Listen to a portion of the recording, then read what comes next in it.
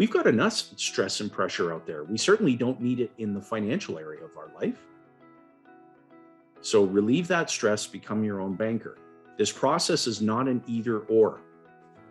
Becoming your own banker is not about addressing the yield of an investment. So this is not, hey, should I become my own banker or should I buy a Bitcoin on the dip? Should I become my own banker or should I invest in that real estate opportunity that tracked me down? Should I become my own banker or should I put my money in gold and silver? This is not an either or.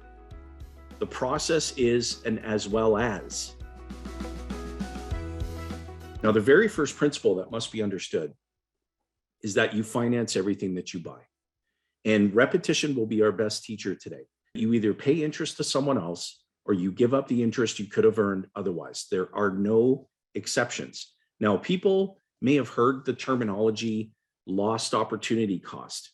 So for example, if I take money that I've earned and it is deposited onto the books of someone else's bank, and then I save a portion of that money on the books of someone else's bank, and I pile up $10,000 in savings, the bank had total and absolute control over the use and liquidity of that money the entire time that it was being saved. So I gave up the motion of that money so that the bank could gain the motion of that money. When I'm ready to go buy that $10,000 item, I withdraw the money from my savings and then I transfer it onto the books of someone else's bank because the retailer or the business or the person that I purchased that thing from, they take that $10,000 and they put it on the books of someone else's bank. I can't earn interest on that $10,000 ever again. My children can't earn interest on that $10,000 ever again. I can't use that $10,000 ever again. It's a permanent transfer of money away. That's called lost opportunity cost. You made a decision financially and you lost the opportunity to earn interest on that money for the rest of your life and every generation that comes after you. Now, some people pay lip service to the words lost opportunity cost, but I've seen very few people who are not working with us. I've seen very few people actually reckon with it. Now, when you embrace this process of becoming your own banker, I promise you that whomever you're working with, the right person on my team, they're going to help you reckon with it. And it is going to create a significant financial advantage in your family or in your business or both, depending upon which areas of your life you're implementing this process in. The whole idea of the process of becoming your own banker, the infinite banking concept for Canadians, is to recapture the interest that you're presently paying or that you would otherwise pay in the future to banks, to finance companies, to credit card companies for all those major items that you need throughout your lifetime. And the objective is to keep that money in your family, to reverse that flow, change the flow so that the money's not being transferred away from you, away from your family, away from future generations, but that flow is being changed and the money is actually flowing back to your family so that you continue to control the use and liquidity of that capital. And then your future generations also control the use and liquidity of that money. The question is, how much of this function do you control as it relates to your needs? Without a doubt, I would say to you that knowing that your money must reside somewhere, without a doubt, you've all made choices in where your money has resided up to this point in your lifetime. It could be in a piggy bank, it could be in the mattress, it could be in someone else's bank, it could be in the form of a whole variety of financial instruments. The fact is that your money has to reside somewhere. And if you think about all the money that you've spent on everything up to this point in your lifetime, I want you to just take a moment and process that in your mind's eye. How much money have I spent? How much money has flowed through my hands up to this point in my lifetime? Could you write a check to me for that amount today? The answer is no, because you did all the work to earn the money and everyone else got it. Someone has to perform this function of banking in your life, and it should be you. And the reason that I continue to emphasize this is because unless you develop an understanding of the problem, because everybody here today has a varying degree of financial awareness, financial experience, financial knowledge, but you all bank, every single one of you. And until you develop an understanding of the problem, which is someone else and some other organization is performing this function for you, the solution of becoming your own banker just won't matter to you. This is not about, hey, you should embrace this process so that you can do X, Y, Z financially, whatever it is in your life. You should embrace this process because it solves the problem. And it will transform things for you financially. And it will help you to create your own peaceful, stress-free way of life financially. We've got enough stress and pressure out there. We certainly don't need it in the financial area of our life. So relieve that stress, become your own banker. This process is not an either or. Becoming your own banker is not about addressing the yield of an investment. So this is not, hey, should I become my own banker or should I buy Bitcoin on the dip? Should I become my own banker or should I invest in that real estate opportunity that tracked me down? Should I become my own banker or should I put my money in gold and silver? This is not an either or. The process is an as well as. I should become my own banker as well as take advantage of opportunities that track me down. The function of banking, the process of becoming your own banker is all about how you go about financing everything that you need in your life, which can certainly include investments, but this is not about addressing the yield of an investment. You'll make your own decisions on investment opportunities that track you down. If an investment opportunity tracked you down today, and you decided that you were going to take advantage of that opportunity, I want you to envision you're seated right next to me across the table, signing the document for that opportunity. And I want you to envision for a moment that you've become your own banker and I have not. And we sign off on that document. You've participated in the opportunity, some form of investment, whatever that is. And I've participated in the very same opportunity. We put the very same amount of capital into the very same opportunity. Because you have taken control of the banking function, if we both earned the same investment yield on that investment opportunity, you will have come out farther ahead than me. You cannot get a better rate of return doing anything without controlling the banking function as it relates to that thing that you're setting about to do. Now, I do want to talk about getting into the grocery store business. This example is by far one of the best examples in Nelson Nash's book, Becoming Your Own Banker. And I want you all to envision for a moment, I'm going to put you all into the grocery store business. Now, I want you to consider that this is a business in which you are both the consumer as well as the seller of a product. Everyone eats, everybody needs groceries. And so your market is completely unlimited. Now, someone has to perform the function of distribution. So when you need to purchase food for your family, you're likely going to the grocery store to do that. And so someone has to perform that function of distribution of the food. Now, we're going to study the business for a few years. We're going to purchase a superior location. We're going to build an attractive building. We're going to stock it with high quality merchandise. We're going to hire great people to help us serve our customers and to run the business. And I want you to ask yourself, up to this point, so we haven't even opened the doors to our grocery store yet, how much money have we made?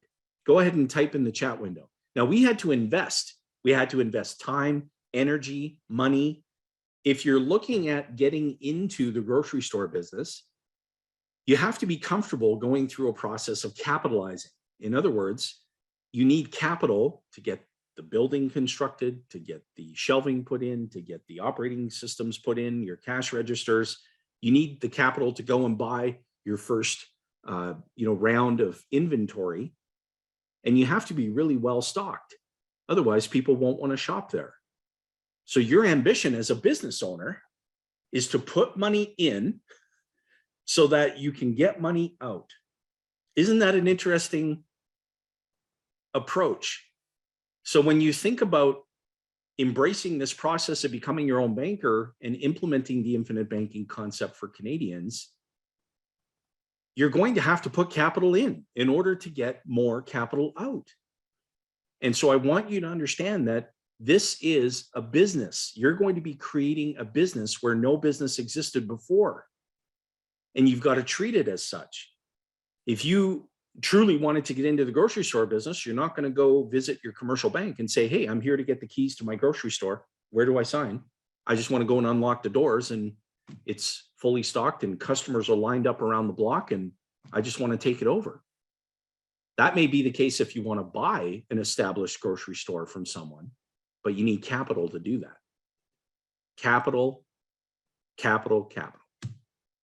And so this is going to require capital in order for you to start and crank up your own banking business. Now, going back to the grocery store for a moment, if the inventory sat still on the shelves, A, it's going to go bad, and B, the grocery store is not going to make any money. And so you have to turn over the inventory 15 times in 1 year just to break even. You turn it 17 times and you'll be really profitable. You turn it 20 times and you can retire early. Think about this as it relates to money and the banking business. If banks let money sit still, the entire financial system would collapse. Banks have to keep money in constant motion. So if you become your own banker, you don't want to let capital sit still. You want to create motion. You want to create velocity. You want to turn the inventory so that you can create financial abundance. And for some of you, retire early. Now, let's look at this amazing blueprint of our grocery store. And we're going to really boil this down here. I'm going to examine just a single can of peas. Now, I want you to imagine for a moment that we purchase this can of peas at wholesale, and we purchase it at wholesale for 57 cents. We sell it at retail for 60 cents. And so we made a whopping 3 pennies on that can of peas. And if you're the grocery store owner, so you're the one who calls the shots, you're the one who's in charge, and you need food, you're likely going to get that food from your own grocery store.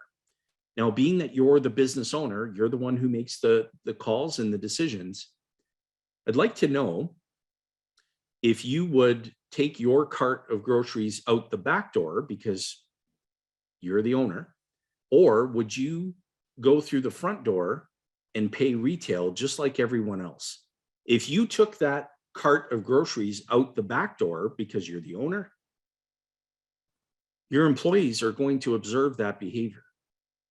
And then your employees are going to start mirroring that behavior. If you were to consult with anybody who's in retail or the grocery store business, they will tell you that the percentage of theft that is the greatest is internal. It comes from owners and employees.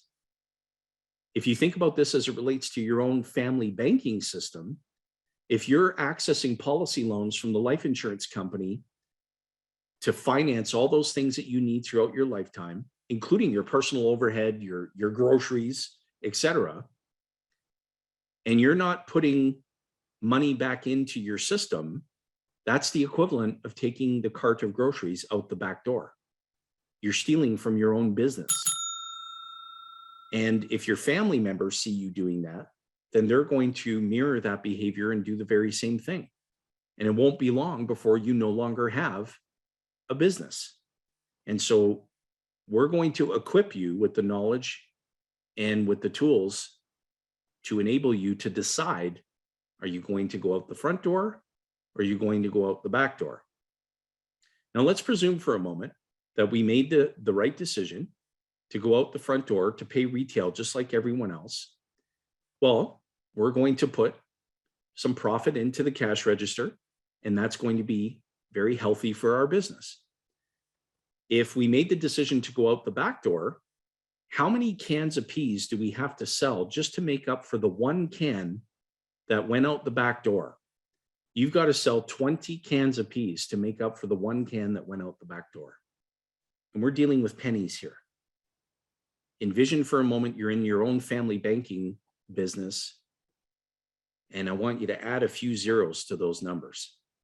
So becoming your own banker means that you're creating a business where no business existed before, and that you have a responsibility to turn the inventory, but to also operate the business by making the right decisions and making sure that you never steal the peas. Don't ever steal the peas, because you're going to have to do a lot of work to make up for the theft from your family banking business. So don't allow any family member or anyone to steal from the family banking business. Don't steal the peas. Now let's imagine for a moment that we put a few more pennies into the cash register than the retail price of the can of peas. So rather than put 60 cents into the register, as the owner, we went a step further and we put 2 more pennies into the cash register. Well, that's going to give us more capital to buy more cans of peas, to sell to more captive customers. So when you think about your own family banking business, if you're accessing policy loans and you're repaying those policy loans with interest, you co-own the life insurance company. Why not put a few extra pennies into the cash register so that the life insurance company has more capital to lend out to more captive customers? What's that going to do to the number of times you turn the inventory over? It's going to accelerate it. What's that going to do to the profitability of the business? It's going to accelerate it. What's that going to do to your financial abundance? It's going to accelerate it. So remember, don't steal the peas, and don't be afraid to capitalize your system. Don't be afraid to put capital in, because you're cranking up a new business where no business existed before. And Nelson said that once you understand the grocery store example, the rest of becoming your own banker is ridiculously simple. Don't steal the peas.